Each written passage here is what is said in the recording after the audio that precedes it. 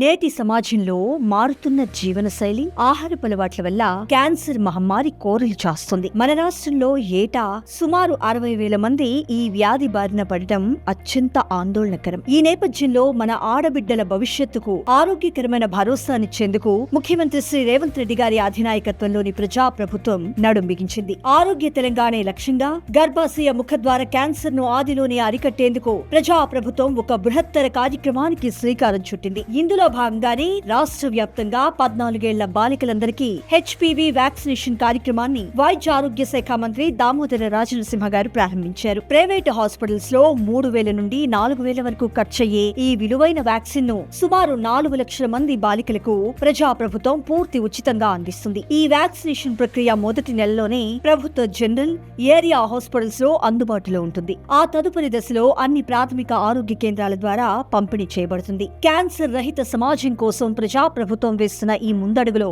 భాగస్వాములమవుదాం. మన ఆడబిడ్డల ఆరోగ్యాన్ని కాపాడుకుందాం.